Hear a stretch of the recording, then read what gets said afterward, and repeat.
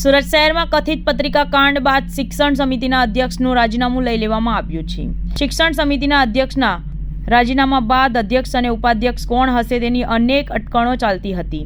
આજે શહેર ભાજપ દ્વારા આપવામાં આવેલા મેન્ડેટ આધારે મૂળ સુરતી અને અઠવા ઝોનના રાજેન્દ્ર કાપડિયાએ શિક્ષણ સમિતિના નવા અધ્યક્ષ તરીકે જાહેરાત કરવામાં આવી હતી। ત્યારબાદ મળેલી શિક્ષણ સમિતિની બેઠકમાં ઇન્ચાર્જ શાસન અધિકારી મેહુલ પટેલે પૂર્વ અધ્યક્ષ ધનેશ શાહના રાજીનામા અને સ્વીકારવાની દરખાસ્ત મંજૂર કરી હતી।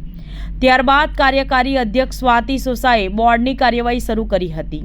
અધ્યક્ષ તરીકેની દરખાસ્ત યશોધર દેસાઈ અને રાજેન્દ્રભાઈ કાપડિયા નામની દરખાસ્ત રજૂ કરી હતી। તેને સંજય પાટીલે ટેકો જાહેર કર્યો હતો।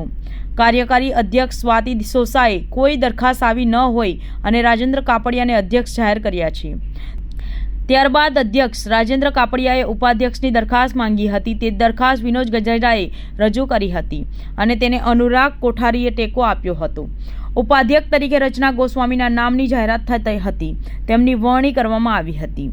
સામાન્ય સભામાં રાજેન્દ્ર કાપડિયા અને રંजना ગોસ્વામીની અધ્યક્ષ અને ઉપાધ્યક્ષ તરીકેની જાહેરાત થતાં અત્યાર સુધી ચાલતી તમામ અટકળોનો અંત આવ્યો હતો। મારું નામ રાજેન્દ્ર ધનસુખલાલ કાપડિયા, રહેવાનું અંબાનગર। પાર્ટીના અધ્યક્ષ પ્રદેશ અધ્યક્ષ શ્રી સી આર પાટીલ સાહેબ, શહેર અધ્યક્ષ શ્રી નિરંજનભાઈ જાજમેરાજી, મહામંત્રીશ્રીઓએ મારા પર વિશ્વાસ રાખીને મારી જે આજે અધ્યક્ષ તરીકે નિમણૂક થઈ છે એને હું સારી રીતે નિભાવવાની કોશિશ કરીશ।